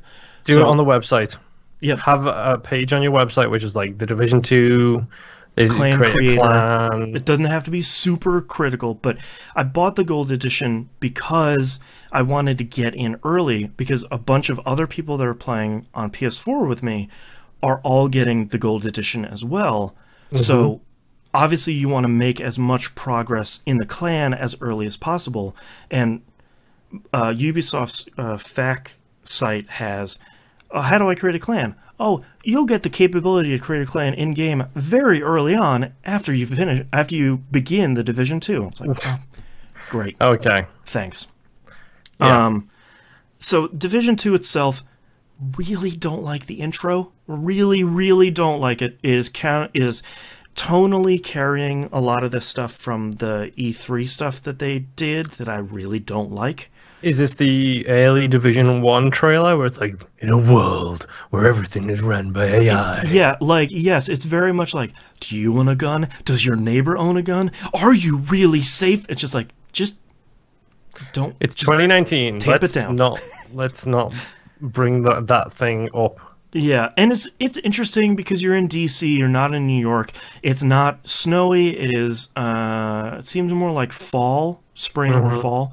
So it's nice to see them as not just like at the same time in DC. You know, it feels very much a little bit later where the flu has a name. They're dealing with some of the real downsides of society collapsing. There's some stuff that's building back up. Your main base of operations is the White House. It's awesome. And you'll have to tell me some of this stuff that was in Division 1, because a lot of this stuff I really like. Okay. I really like the UI. It's very clear if you're behind a barrier. Number one, I forgot how much I like third-person cover shooters, and Division does it really well. Yep. I really like that you can see the X button on another piece of cover. Yep, that's in the Division 1. And you hold it directly to it. Yeah, Yep. you hold it and you run. If you stop holding it, you stop immediately. That's really great. Does it do the white outline to show you where your cover is? Like it's got like a little white box on it, basically like a 3D printout kind of thing on the edge of the cover, just saying, this is where the cover is, this is where it stops. Yeah, it's really good. And I really like how easy it is to turn around corners on cover. Like you just push that direction and an arrow shows up. When the arrow fills in, you just scoot around the edge. Yep. Even reloading looks cool. There's like a small line that fills up in a quarter circle when you're reloading. Like there's so much little stuff. A lot of the hood's still on your back, essentially, where it's got like a lot of information on your backpack. Nope. Nothing on your backpack this time. There's actually, when you're aiming down sights, a little box pops up that has, it's really very small, has your armor, your ammo for all 3 ammo types, and grenades, and your 2 active items. Interesting. So I think because there's a little bit more information it's showing you this time, that they sort of took that out. But surprisingly, that's really the only HUD that's in the game. There's a mini map and there's some stuff on there, but it's not like old school World of Warcraft where it's like, all right, I have this little postage stamp where I actually play the game. Yeah. It has my weakness in it. Recruiting it has people, base building up a base. Yeah. And that's new. That was not in Division 1 at all. Thank God. It's really interesting because you start off in like the East sector, I think they call it, or wherever. There are like 3 or 4 areas, like safe areas. 2 of them you can build up by giving those people, like you're picking up steel and food and water and stuff like that. Yeah. 2 of them, though, are like this theater district you guys have taken over, and the White House, still awesome, that you get to build those up significantly, where those are where your recruited people go to, and they're giving you side quests. You go out and do the side quest and give them a bunch of stuff. That levels up the place. Like, oh, they'll now have a hydroponic garden. They'll now have like a video game corner for the kids, so morale is going up. And that will get you more stuff in the shop and more side quests to do ongoing. they had a broader sense version of that in the first one, where it was like, this is the HQ, like the home base, Right. and you upgrade it by getting medical supplies, tech supplies, whatever. But it was basically just a do this tech mission, Right. and you get tech resources which you can use to upgrade aspects of your base. But it was, as soon as you were halfway, like even like a third of the way through the game, you'd already upgraded it all if you were doing everything. It was like, okay, now I've got Right. all these little things I can pick up from this thing, I can pick up from this thing, and I can pick up from this thing every time I come back. Right. Interesting. Yeah, because this one, there was a really early mission where the game was like, hey, look, if you want to open up this next thing in the theater district, you need to go do this mission and save this person from being executed publicly, and then you send her back to the White House, and you have a crafting table that opens. And now you can craft the stuff, and as you level her up, the more stuff you can craft, the more blueprints you get, etc., etc. Yeah. So that felt really good, like going out, doing a mission, getting a person, and dragging them back to the White House, and having them open up their crafting table. I think the level up animation is good. I don't know if it's changed. It's like this whole screen like yellow effect, which it looks really great. It's been so long since I leveled up in Division, I can't remember. Sorry. Yeah. I ran into some timed side quests, which was go storm this area, kill this big named boss, they'll drop some blue gear, and you're going to equip the blue gear. What else? The two active items I picked were the turret, which always good, is really great, because the thing I really like about this turret is you can look at an enemy and hit R1, and that will be the turret's focus. So that it's not just That's like new. shooting at whatever it wants to. You can say like, can we shoot at this dude who's going to come and hit me with a club? Like that, they need to go down. Yeah, that's definitely new. It was previously it was basically a there's a bad guy within my vision range, so I'm just going to shoot that bad guy until he dies. Okay. Yeah, and I like that you can either toss it on the ground or put it up on the cover you're hiding behind. That feels really good. Some really nasty things in the dark zone that was done with those turrets. I bet. Yeah, just like locking down a whole area. I didn't do any of the dark zone stuff that was in the open beta. I know it's there. I'll do that on the full release. The other one I picked up was the drone. There are 3 options for the drone, which 2 of them, the first 2 were locked in the demo. One is you basically mark 2 points, and then the drone sweeps in and drops a bunch of bombs there. Interesting. That sounds like BB-8, as we called it on on Division 1. BB-8 was basically a rolling mine. They have those again. Yeah, I and didn't it would pick that. follow you, and then as soon as you got within range of an enemy, it would just run away from you and go and blow up right near them. Oh, that's fun. Which we call BB-8. They have that, and I didn't pick that, so I'm not sure how much different that is.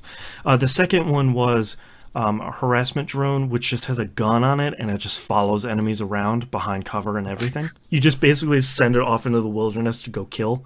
That's pretty good. And the third one is the one I picked because it's the only one they had unlockable in the demo, which was a healing drone.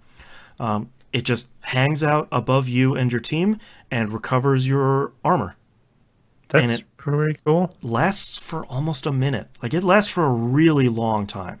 Yeah, in Division 1, it was med kits, and like it was a gun that you shot somebody with that heals, or it was a big massive med kit looking thing that you tossed on the ground and it just had a healing radius. Oh, okay. Oh. They might have those too, but there was a significant amount of stuff that was locked, so I'm not sure. Yeah. I really this sounds like such a dumb thing. I really like the loading screens because they have 3 categories of things you can learn about. I had to write them down: gameplay, mechanics, and story/lore. Yep. And the loading screens are not short, but there's only one of them, so that's fine. But I Is like it like one loading screen, as in the main loading screen when you jump in, when you launch the game, and then when you fast travel, it has very minor loading screens? Yeah, that's true. When you do fast travel, it does have like it draws an arrow on the map, and there's some music playing, and you're just traveling there. But otherwise, there aren't any loading screens. I really like being able to, as someone who didn't play the first one, and I know that there's like the money flu is the thing that happened in the first one. I think you'll find it's the dollar flu. Thank you very much. Dollar flu, sorry. It's nice to know that there's some of that stuff. I can learn more about that stuff in the game itself, which I really like. And I like that I can learn about the mechanics of the game while I'm playing it too, because there's going to be a lot of stuff that I don't know because I didn't play the first one. Yeah. So, like, not knowing that I can put a turret on top of cover. I learned that in one of the loading screens. That's great. Yeah, it's really great if you're in cover. Usually, I don't know how it is with Division 2, but in Division 1, if you're ever in cover and you have an offensive skill, if you're aiming high enough and you just tap the skill deploy button, he will put it directly on the cover above him. Yeah, it seems like that's like you can lean to the side and that they'll place it on the ground then, but if you're leaning over the cover, then you'll put it up there. Does it do the same thing Division 1 did where you hold it and it turns it into a throwable, where you can throw the turret on the other side? I never tried. It was a really good like flanking tactic in Division 1 was if someone's hiding behind cover directly in front of you, you throw your turret behind them to the side and it shoots them, forces them to stand up, and then you pop them as soon as they stand up. Wow. See, these are all the tactics I need to know. So when you get the chance, just hold the button and see if it gives you like either a lob option or like a different type of firing mode. Interesting, yeah. But yeah, and I think the thing I haven't really talked about, the shooting feels really good. I mean, Ubisoft is I feel like very proficient in that, but man, does Division 2 feel great to play. And it's one of those things where like I sat down and I'm like, all right, I'll do like the intro mission or whatever, and I'll play for half an hour or so. And then the cat got off of my lap because he was hungry, and I was like, what time is whoops. It sounds like me of a weekend where like, oh yeah, I'll do my laundry and my chores and stuff like that. It's like, oh wait, it's 10? Right. PM? When did that happen? Yeah. So I feel like if I did that with the open beta, that's probably a really good sign that I'm going to enjoy what the final game has. It seems like the launch version of the final game has a ton of stuff in it to do. And then, of course, they have a roadmap, which is fine. Like, they literally started their E3 presentation talking about this thing by saying, here is the end game stuff, forget about all that rest of the stuff. Well, what's great is all the DLC is free. So because I bought the gold edition, I'll have the season pass, early access, I get early access stuff. Early access to all the DLC. You get like a week early access, which right now I don't really care about. I might feel differently in a couple months. I get a little hamburger charm for my backpack, which is what I'm it's literally the only thing you bought it for. It's just and it's frustrating that I'm buying it for the early access stuff. I shouldn't have to, but I'm glad that I'll be able to play it sooner. I'll play it in 9 days instead of 12. When does that come out again? Because 15th. This was a lock-in on our purchasing list. Right. This was I will buy the Anthem and my wife will buy the Division, and we will see which sticks. You got the library sharing, so everything's good. Yep. Tropico 6 comes out in like 2 weeks. Yeah, that's right. I forgot they delayed it from like February to March. Yeah. So Division has been plopped down, slid to the side. Temporary benched for a couple weeks. Tropico 6 is subbed into the game. Right. So, yeah. So, I will be doing my best to pick this up day one. I have some things I need to look at first, but it's the Division. I am excited for the Division. I put way too much time into the first Division. Yeah, now there's even more. And one thing I am really curious about is if I create... So for anyone that's going to play the Division, I will be creating the clan. I'll put all the details on the Twitter account, at TVGP. Don't worry, it'll all get handled. The one thing I'm curious about is that is it like clan, Destiny where it's cross-platform? Right, or is it platform specific? Because if I'm creating it in the game, that to me makes me a little bit worried that it's going to be platform specific, which would be fine. I'll run the PlayStation one, you'll run the Xbox one, someone nice from the community will run the PC one. You know, that's fine. You know, but clans have been done really well in other games, and I don't think this is a huge issue, but it's one of those things where it's like, I wish we could have done that on a website. Yeah, I mean, Destiny 2 showed you how to do it. Like, they were like, okay, you can create it pretty much as soon as you unlock the ability to do it in-game. But more importantly, it is a cross-platform clan. Right. Because... Well, I created the Destiny 1 clan through the website before Destiny came out. So I could say, like, all right, whenever you guys join, just E1M1, let's hop on in. Yeah, and with Destiny 2, it was one of those things where, like, we would get rewards for things you guys were doing on PlayStation and vice versa. Yeah. Thank God they're changing that back in this next season. So what? So you don't have to do bounties anymore for Clan XP. You just do stuff in the game. Okay. Which is great. That's how it should have been. Also, real quick thing about Destiny 2. If you're a lapsed Destiny player that has the annual pass, they did the smart thing. The new season starts and the new content drop starts on Tuesday. And if you're not up to light level, the Drifter will have 5 quests that take just a couple of minutes each to finish. Each one of those quests will give you 2 pieces of light level 640 gear. Finish all of them. You have a full set of 640 gear. You're now light level 640. Good idea. That's the way they should have done it, because day one, you spend a little bit of time. You can now do all of the cool new content that's coming out. Yeah. Thank you, Bungie. Get on it, Hannah. Get caught up quick.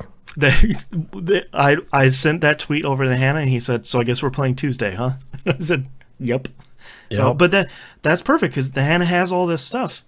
We just need to get him through the campaign, and then right up to level 640, and then the amount of stuff that he can do without having to just get this slow grind through the game is incredible. So, but I'm very excited for Division 2. So now I have Destiny 2 new stuff this week, Division 2 the week after that. Have fun with that. Yeah. So thank goodness I'm not playing more Anthem, because I don't know what I would do with my I just stop sleeping, I guess. Yep. Yeah. But that's all I'm playing this week, so let's take a break. Yep. Don't know if you want to deal with the Pepe in chat. Yes, I was just getting over to do that. I couldn't mute them. How do I? Hold on. Trying to figure out how to do. Aha! I click on their actual name. I'm gonna run the bathroom while you do this. Okay, ban user. There you go. And now it's not in chat anymore. Hey, if you are someone who enjoys Pepe, or you're a Nazi, get the fuck out. Also, if you support Gamergate, get the fuck out. No thank you. Hello everyone else in chat who isn't a Nazi. How is everyone doing? That was a really long first segment. That's way longer than I thought it was going to be, which means I am going to have to cut some news stories. Format, text, strike through. There we go. Yeah, we'll just do the 3 easy ones. Let's look at the news stories while we're hanging out here. Oh no, it's Thomas the Tank Engine in Resident Evil 2. That's a really good video. I sort of wish that they had put the Thomas intro music in there. Jibba Jangles, thumbs up. How's it going, buddy? Looks like Dandy Dungeon may be coming to Switch. That would be really great. That game is fun. Win an Xbox One copy of Salt and Sanctuary. Resident Evil plus The Perfect Strangers team equals TGIF Remastered. I have to go watch that. I'm a little, I totally forgot to put in some time with Crackdown 3 this week. I want to keep playing that a little bit here and there, slowly but surely, just to kind of make sure I really want to talk about it during Top 10, because I feel like it will probably be on my list somewhere, but I really have to keep at playing it. I think Moon is back. Since it's Sunday, he's probably knocking over a bunch of stuff. And there he is. Ow! Pain. Ow. Told you.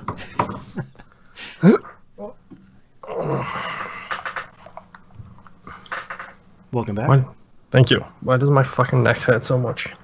We're getting old. Dude. Come on. I've been old for 30 years. Exactly. Yeah.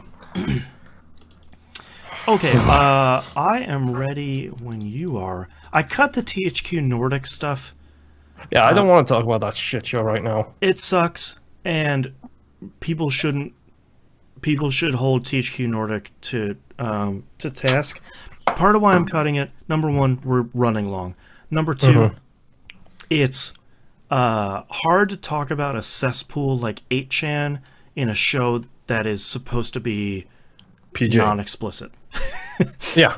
So, but as a recap for everyone, the stuff THQ Nordic did really sucks. Don't believe them when they didn't know what they were doing. That really blows. Yeah, 100% they knew exactly what that place was. Yep. You don't fucking do an AMA anywhere without knowing what you're talking about. Yeah. And if that was really the case, let's do this improbable guess. Maybe that was the case that this person didn't know what 8chan was. If they're a PR person, they should be fired. Yeah. You should have done your due diligence as part of your job. Yeah, if you're responsible for public relations and you don't do that, your job is gone. Yeah. Done, dusted. You didn't do your job correctly, fuck off. So that's all we'll be talking about unless they do something. This is 2019's hottest mess. Real early on. I sincerely hope no one beats this. We've still got fucking... we do have an E3 left. We've still got 11 months... Well, not 11, fuck off. We've still got 10 months at E3. No Sony showing at E3 and a whole bunch more bullshit to go beforehand, so...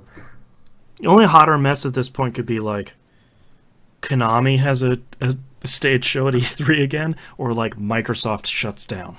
You know, something catastrophically huge. It's a really good I know.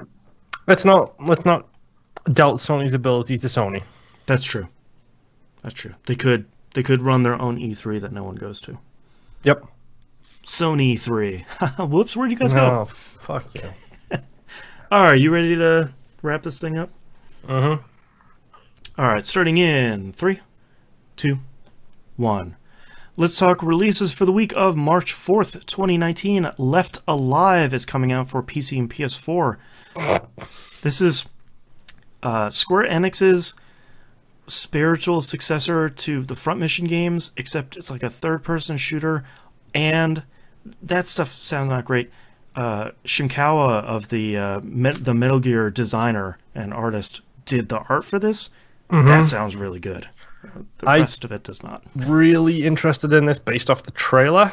Yeah, but the fact that you just said third-person shooter makes me think. Not from Square. That's not your bread and butter. If you're gonna give me a Front Mission spiritual successor, guess what it should be? It should bloody SRPG. It should be Into the Breach. Yeah. Yeah, just publish it. Like, it's already out there. Audica is coming out on PC on VR. This is Harmonix's new game. They dropped a trailer for this last week.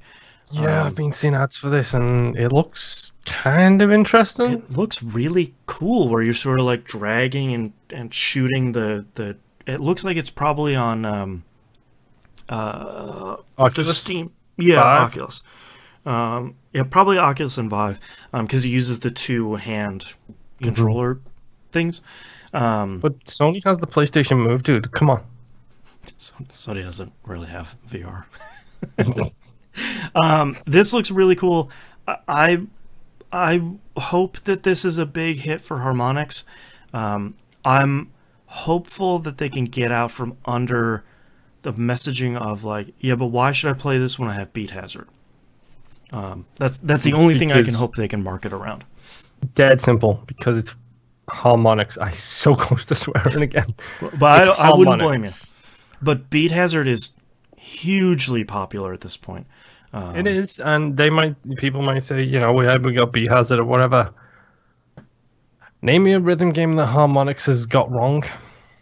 They made a collectible card game for phones that was beat-based. A physical collectible card game. And still made it good. Yeah. It's unfortunate, though, that the Harmonix name doesn't really have any cachet now, because we're so far away from Guitar Hero and Rock Band. Yeah. Devil May Cry 5 is coming out for PC, PS4, and Xbox One. Please stop releasing games. Just please give me the rest of the year.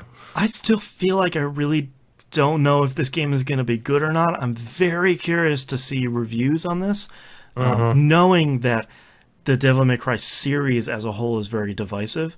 Boy, I feel like that's an understatement. Yeah, but I sort of enjoyed 4. I enjoyed what I played of DMC. Talk about divisive there, but I could be willing to try Devil May Cry 5. It could be pretty fun. Yeah, I'll wait for the hashtag Game Pass one. Yeah, exactly. And last but not least, Kirby's Extra Epic Yarn for the 3DS. This is what Nintendo's calling an enhanced remake of the Wii game. So basically, they're taking that really cool Kirby's Epic Yarn game and they're pulling it over to 3DS and adding up some new stuff here and there. Good. From what I understand, it's a very good game that can be very challenging at points, but only if you're going for all the extra special stuff. So it's a very good platformer. And it's good timing because they announced another Yoshi's Woolly World for Switch. So congratulations, you got the name right. Thank you. They sort of share the same DNA, so it might not be a bad time. All right, let's move on to news stories. Pour one out for the Vita Viking. Sony has officially ended Vita production in Japan. So should I buy a Vita at some point? Yeah, I think if you can get a Vita and get a 16 gig card and just not have a lot of stuff installed, I think there's a lot of cool stuff that came out on the Vita. You can probably get a recommendation from the Hannah about what games you should pick up.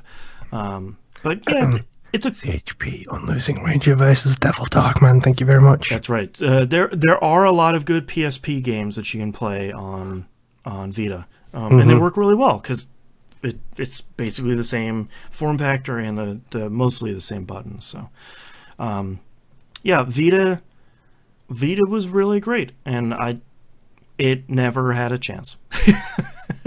But I still have mine hooked up in my bedroom, and it can still play games. I haven't had anything to play on it lately. If House and Fata Morgana comes out digitally, then I will definitely play that. But all that stuff has moved over to Switch, so it is understandable because Switch sold consoles. Whoops. Yep. And didn't have proprietary memory cards. That's right. Yeah, you can. God, I got a huge memory card for like $7. It was so good, so nice. Speaking of Switch, Nintendo has come out with they came out with a Pokemon Direct, and they announced Pokemon Shword. Nope. We'll try that again. Pokemon Sword and Shield. I have enough trouble spelling Shield. I also have trouble saying it apparently. Sword and Shield features. Nope, totally lost that joke in the middle of it. Anyways, this is their new full Pokemon game for Switch. It's definitely what we all wanted for a really long time. It appears to be featured in the UK, which is really great. The memes that have come out about this already are impeccable. Twitter's been really great. My favorite ones so far are the yellow. The red box van blocking the way, obviously, to further in the world when you get a skill that lets you get past it or whatever. With the joke about why are we sending Kanto $360 million a year? Why don't we just spend it on our own Poké Centers? Yep. Really good gallows humor right there. Yep. And I went into a poker store and I bought 15 Pokeballs, and the woman was like, "Do you want a bag?" I was like, "No, what do you think I am? An Octillery, which is an octopus Pokemon, which is amazing." So but it's all in Scottish, like, yeah. Yeah. I'm pretty excited for this one because I feel like it's been long enough since I've played a Pokemon game that I play like 1 out of every 4 games that come out. And I think the last one I played was probably the OG, like Diamond and Gold. Okay, I think I played Black and White on the DS. I don't think I played any after that. I don't think I played X and Y. But I think it's been long enough that it has come out and I'm like, oh, okay, yeah, like I could play a Pokemon game. I could have some fun with that. So hopefully it's good. I don't think there have been really a bad Pokemon game. They're all pretty similar. Yeah, it's take this template, put it in a new format. There you go. Send your hate mail to tvgpfans@gmail.com. Yeah, it's the same game over and over again. But you know what? They've always been quality games. Yeah, they're always good. So who cares? Yeah. Last but not least, Microsoft might be testing installing Xbox One games on Windows 10. So this is let's walk through this because this is weird. Yeah. Microsoft has you know how Xbox has like the Xbox Insiders where you can get beta dashboards and stuff. There's a similar program for Windows 10, and the last couple of Windows 10 builds have had vague instructions on there, like, "Hey man, we're giving you a copy of State of Decay. Try to install it and let us know what goes wrong. Don't worry about playing it. That's not the part we're worried about. We just want you to install it." Yeah, just let's see if we can install this thing, huh? And everyone was like, "Well, that's weird. Okay, I don't know why we'd be concerned about that." Because I think this first State of Decay also came out on PC. It did. So everyone's like, "Okay, cool. I install a PC game, whatever." People started doing some digging, and that copy of State of Decay is coming from the Xbox distribution servers, not the Windows ones. And it's packaged in the XVC format, which is the same packaging format Xbox One games come in. Yep. It still needs DirectX, it still needs your C++ redistributable, it still needs all that stuff to get it to run on Windows. But it seems like Microsoft is attempting to take these digital copies of Xbox One games and through some sort of wrapper get them running on Windows 10. Yeah, so they're basically doing tests because they can run State of Decay on PC. We know that because they did release it. Yeah. Let me correct me if I'm wrong here, and let's daisy chain this to other rumors that have been around. Sure. They're seeing if they can get a native Xbox One game to open on a non-native port using Blackmagic wraparounds. Yes. And the easiest entry vector for that obviously is Windows 10 because they can also control that platform. But you're right; it would seem like there would maybe be other applications for that to work. Maybe a console that you hold in your hands. Right, or like a miniature Xbox that doesn't have a disk drive on it and has a little bit of flash storage in it for one game or so. I think this is really interesting because I think we've been talking a lot about the benefits of Game Pass for a really long time. Sorry if you're sick of it. Go get Game Pass. It's worth it. And a side benefit of Game Pass has been if this game came out on PC as well, Forza Horizon 4, Crackdown 3, that sort of stuff, you also can install it on your PC for free as part of the platform. And Microsoft a couple months ago came out with that really confusing statement saying, "We're bringing Game Pass to PC." And all of us were like, but it's already there? I'm wondering if this is actually what they're talking about, where it's like, no, we're bringing Xbox Game Pass and all the games, we're going to plop it on PC. You can play all that stuff on your PC. So you're thinking that when they sign companies to appear in Game Pass, they will also be saying, yes, you can allow people to install this on the PC? Potentially. Like, install the Xbox One version on a PC.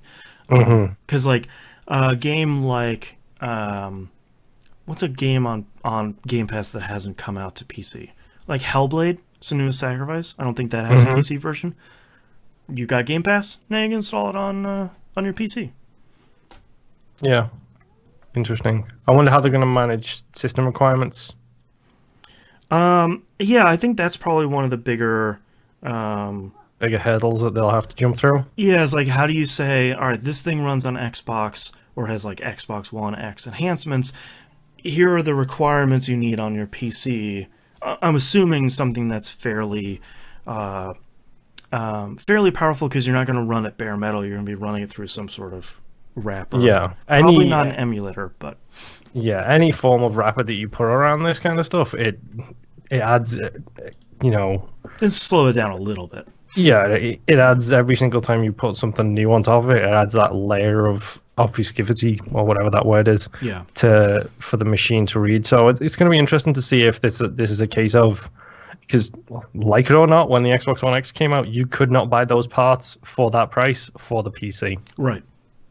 I don't know if that's still the case or not, based on all the rumors of all of the new stuff coming out soon. Right. But it's going to be really interesting to see them try and overcome this hurdle and then see where they go down the line. Right. Speaking of that, let's move over to questions. Michael S. sent us an email this week. Says, I've been watching the show for about 9 years now. Wow, thank you. That's almost the entire life of the show. I've wanted to write it in, but I've always been nervous. Let's address that first. Don't be nervous. We're not gonna read your question and be like, look at this dummy over here. That's not gonna. Yeah. That's not. I mean, come on. I'm on the show because I started writing in. That's right. Yeah. I started as you. I am you. You can be you. Yes. One of us. There can be only one. So yes, write in with whatever questions or comments you have. About 2 years ago, I made the switch to being a PC gamer, and with all the benefits that includes, I was wondering why Boston and Moon have not fully made the switch over as well. Exclusives can't really be a reason, because there are legal emulators on PC that allow you to put a legal PS4 or Xbox One disc, in your computer and play the game that way. Also, to add on top of that, what Moon has been doing on Xbox One is you've been streaming your Xbox One from downstairs to your PC. So you don't even need to be at your Xbox One. There's a good remote play app for Windows that Sony puts out. There's Vita. No, it's not. That is not. Don't say that the Sony remote play app for Windows is good on any level. No, it is good. It's 100% good. Mine refuses to run. It cannot recognize my PlayStation downstairs. I've done the sign in, the sign out. Everything's connected wired. It does not work at all. Well, your computer hates you. I don't think that's Sony's problem. But for me, it has run very, very smoothly. Mine doesn't work at all, dude. And I think, to answer Michael's question here, a lot of reasons.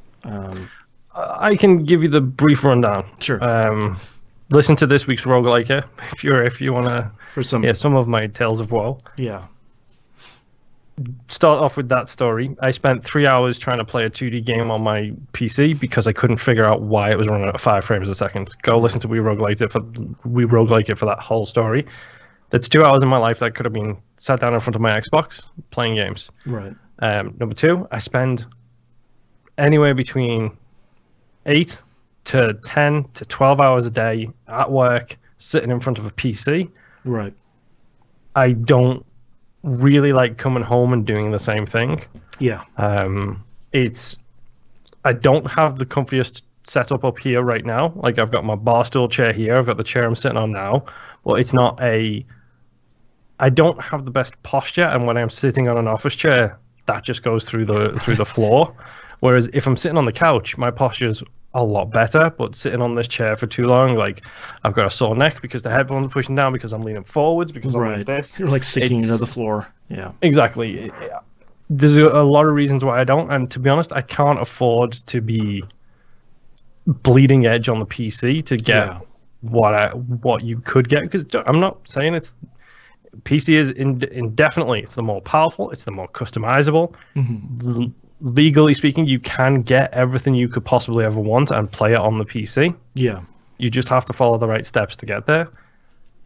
For me, it's just about ease of use. I just want to come home, click a button, hold a controller, and play it. And if I do end up playing Apex on my PC, I will very quickly be outclassed by everybody else who has a mouse and a keyboard, because I cannot play games that way. I'm so used to the to the controller at this point. I'm terrible when it comes to mouse and keyboard. And thankfully, PC in the last couple of years has gotten a lot better about not needing to be bleeding edge. You know, like graphics cards are a lot more powerful for a lot longer. Drivers are better. OS is better. That sort of stuff. But I think the biggest thing for me isn't all of that stuff, but the thing for me is being a stay-at-home dad. I don't have this computer down where my kid is because I'm recording the show, and she's actually trying to break into the door right now to get to me to say hi. So I can't record downstairs where the kid is. You don't want to hear Daniel Tiger for 2 hours. I don't either. But I don't have this room baby-proofed for her because she's still young enough that she can't, you know, just fart around here by herself for a while. So for me, it's really the accessibility. And when my wife comes home, I want to hang out with her in the living room and play some stuff, as opposed to coming up here in this other place that doesn't have access to my family. So it's, for me, it's the temporary thing where at some point my kid will be old enough that she can play off in some other room and I don't have to worry about her swallowing something. And I'll be able to go somewhere and play something for a little bit of time that's only on PC, like I used to be able to. But it's just that transitionary period where I have the studio set up here, and that's not really conducive to hanging out with my peeps. Yeah, so. If money were no object, I would probably play a lot on PC. But unfortunately, money is an object. So. And if I had a better layout in my house, I would run an HDMI cable down to my TV, and I would use Steam Big Picture. You know, there are plenty of opportunities for me to do that, and I have PS4 and Xbox One controllers coming at me like crazy. But I don't really have that option here, and I've never really gotten the Steam Link to work super well. I really should try it again. Valve has put out a build of Steam Link for Raspberry Pis. That would be another cheap way of getting Steam Link to work, especially now that I can wire a Steam Link down. My PC's wired, obviously. I can hardwire a Steam Link downstairs, so that might be another option. But so there are a lot of games that still don't support keyboard and mouse or support controller, so that will still be an issue. But yeah, thank you for writing in. That's a good question that doesn't have. It's. I'm sure some people would want us to come here and be like, PC sucks. I can't believe anything important is on my PS4. You know, none of that. Obviously, I grew up playing PC games, same as you did. You know, that was all we had for. Excuse me. Time. I think you'll find I grew up playing Amstrad games. That's right. A similar PC. A facsimile PC. Yeah, we had like Commodore 64 here, and those were the not PC likes. You know, the likes. Our new show, I PC like it. Next question here is from Maximus Prime in Discord. With as far back as Diablo 3, every multiplayer looter game besides Borderlands seems to have had a bad or really bad launch. Now that we have Anthem join the group as a poorly launched AAA looter game, and sadly in many ways the worst of the bunch, but with time, lots of work and money, these games all seem to get there.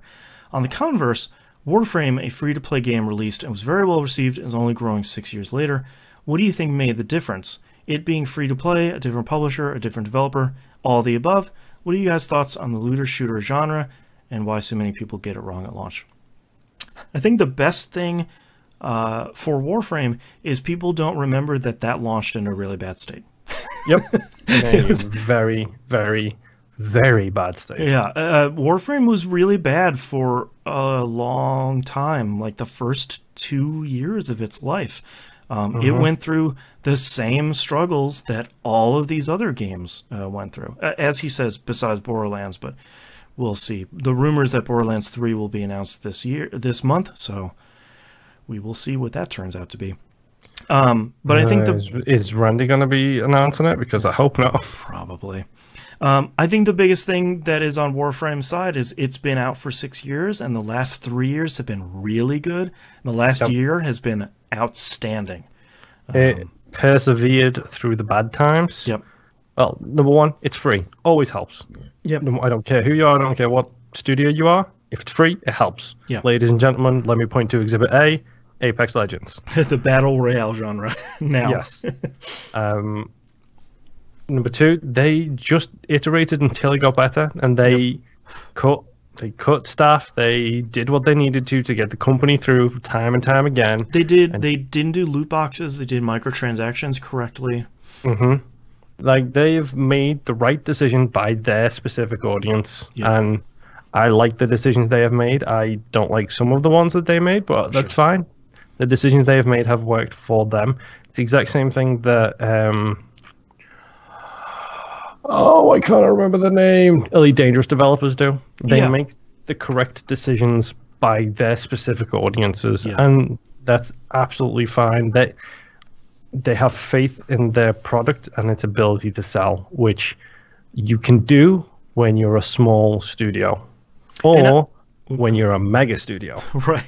And I think one of the biggest successes of Warframe's developers over the last couple of years has been community engagement, not just listening to the fans, because that's an important part of it, but it's also monthly live streams and really being honest when they screw stuff up and trying to rapidly fix and mitigate a lot of that stuff when it does come. It's not, you know, some of the worst of Destiny where it's like, yeah, we're gonna fix it, but you gotta wait 3 months for a season. You know, none of that stuff's happening where it's like, we got a fix in, we're planning to do it next week, we're gonna get it right, guys. You know, I think that's the attitude that has endeared so many people to Warframe. And Warframe's just fun to play. Like, on top of it. That's their biggest thing, is like they have nailed those controls like something wicked.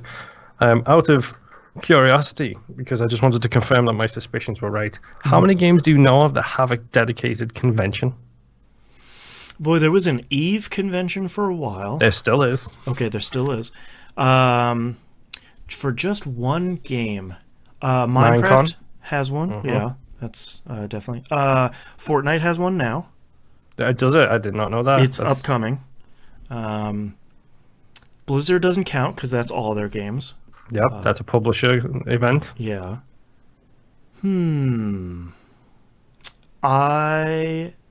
Destiny has one, but it's not officially run.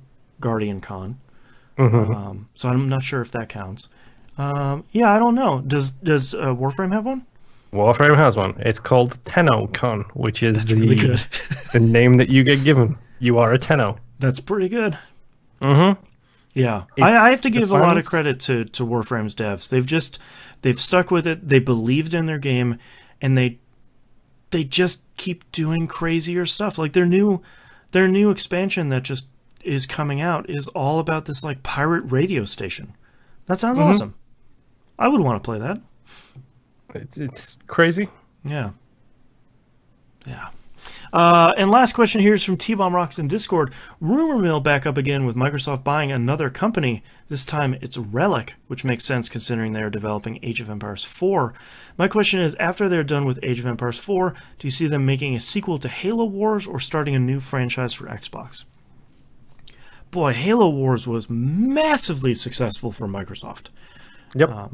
And I think people give it flack, correctly so. All units. All units. But the game did good for them. Yeah. Whether it was a good game. Like they made a Halo sort of small scale real time strategy game, and that's on consoles, and that's kind of crazy. But they managed to make it work. I mean, that's what makes me laugh. Is original Xbox helped me figure out this game. Original Xbox for Marines, I'm assuming, or for US soldiers, controlled in a real-time strategy-esque manner. Okay. As you control them around like structures and buildings and stuff like that. Third person's perspective, but it's like a squad of 4, and you can go through. You tell one person to cover, one person to focus here, one person to focus there. Almost like an old Rainbow Six game. I'm not sure if it was a Rainbow Six game or I mean the word Full Spectrum Warrior is popping in my head, but I don't think it was that. I want to say that Full Spectrum Warrior was a single person shooter. It wasn't. No, because Rainbow Six Vegas wasn't like that. No, Rainbow Six Vegas was a first start person of the split. Yep. But this was an original Xbox game that came out, like OG Xbox, not 360, where it's like small scale like that seems to work, big scale like CNC seems to work, but for whatever reason, the mid scale, everybody seems to rip to shreds, and Halo Wars is in the mid scale. Man, yeah, I'll have to look, but I really don't remember. I adore whatever that game is called. I adored it because it was a real-time strategy, but not at the same time. It's really weird. Sorry for anyone on the live stream. That website just had an auto-playing video ad. Hooray! Yeah. But yeah, for his question, I think you look at Relic, and that's probably a smart purchase. It's a lot like Obsidian. It's a lot like In Exile. They're a developer that makes one specific game and one type of game that is very successful in that niche. And I think you want someone to make Halo Wars 3, Relic is probably your people. Yeah, but at the same time, we can't, as much as we like to, these people have really good successes in that niches, and that's probably why they were bought. Right. But then you look at someone like Creative Assembly, who made the Rome Total War series for how many years? Like 400 of the last years on PC. Yeah. And then they drop Alien Isolation. Right. It's like, how? How did you make that game? Yeah. Yeah, I feel like Relic is probably a good choice, similar to In Exile. And just sort of let them keep doing the things that they're doing, and you slowly make a lot of money. It's not going to be, you're not going to make $500 million on Age of Empires 4 in your first weekend. Yeah. You're going to make a lot of money over the next 5 years. Yeah, it's going to be it's your $1 patron on Patreon. Yes. It's making you steady money you can count on month after month. And something like Age of Empires will make you money month after month in a really steady for probably next couple of years until Age of Empires 5 comes out, and then you repeat the Civ cycle. Yeah. But yeah, I feel like if you want to come out with Halo Wars 3, I feel like that would probably do really well, and then probably turn Relic back on Age of Empires DLC or AoE 5 or something like that. But probably a good move for them, I would think. Yeah, they just need to buy, I don't know, Sega, EA. Yeah. Yeah, Activision Blizzard. Anybody at this point. They could repurchase Bungie. Honestly, I'm waiting for that cycle to turn around, because the exact same thing happened to the Respawn guys. Yeah. The guys who founded Respawn left EA because of bad working conditions, went to Activision, left Activision because of bad working conditions. Right. Where are they now? EA. Back at EA again. Have you seen what was it? The thing that came out last week about Bungie's contractual stipulations on who does or doesn't get to work on Halo when they were still sort of at Microsoft, but not really. No. One of the two companies that was named that cannot work on Halo in any form or fashion ever, Gearbox. Oh. I was like, man, Gearbox did the PC version of Halo 1, and apparently they pooched it bad enough that they're like, all right, they right on the blacklist. Oh. I still don't know what the second company is. I'd be curious to see what that one would be. But yeah, I have probably like Valve. Yeah, I got some thoughts about Bungie, but that's something to talk about when I've done a couple of days worth of research, and I don't know, maybe a question episode down the line this year sometime. There you go. All right, that's all of our questions. Speaking of, and that's the end of our episode. If you'd like to visit us, you can do so at tvgp.tv. Everywhere to find and follow us is on the right-hand side of the page. Patreon, patreon.com/u1on1. The ones are numbers. Talked about that at the beginning. Like we sort of just made a joke about. Even $1 helps out. There was a really good thread on Twitter today about if you can afford $1 month over month for the show, that helps out a ton. And it's not like an insult like some people think. There's no insult to supporting the show. So no. You can still help out the show for $1. Game Club is Brother Tales 2 Sons. I have about 2 weeks left for that guy. We Roguelike It is the Swords of Ditto. Yep, just started a new game on We Roguelike It. If you're a patron, you'll get that new episode this week. And it'll be coming out tomorrow, but might as well talk about it here at the end of the show. We're looking for a third chair on the show. It could be you, or someone you know that maybe doesn't listen to the show. Anybody. It doesn't have to be anyone from the community. But I'm going to put a quick form for gathering some info, gathering some stuff about your setup, and some stuff about TVGP. Keep an eye on Twitter and Discord for that going out here probably tomorrow, late tonight, early tomorrow. So that'd be late Sunday, early Monday. And get in. Maybe you can be a third chair. We're looking to bring some fresh blood here onto the show. And apparently we just recorded 2 hours and 11 minutes. So apparently we just want to get back to that 3-hour mark. So keep a lookout for that. And maybe you can apply and be on the show. And thank you very much, everyone, for listening. We'll see you all next week. Bye. I stopped writing titles at one point. I only have 4 titles. My stupid camera is doing the red thing again. It's been doing it all episode, and it's driving me crazy because I keep seeing it. Like, now I'm magenta. Now I'm red. Oh, no, bright red, light red. Bright dark, bright dark. All right, hit me with them titles. Okay, Live, Die, Repeat. Yeah. Inverse Saturn. Yep. Let Them Fight Rule. Okay. It's hard to title on noise though. Jimbo in chat. Present management is tough. Boy, that one's really good. Bring Your Flagellant. Boston's Next Problem. Yeah. Game Pass 1. Shword /Shword and Shield. Oh yeah. And Facsimile PC are the ones I have. Shword and Shield. Alright, I have Angel Eye with an exclamation mark. It's by my dead body. The opposite of the Saturn. I have Let Them Fight, and then you had Let Them Fight Rule. Either one would be fine. Live, Die, Repeat.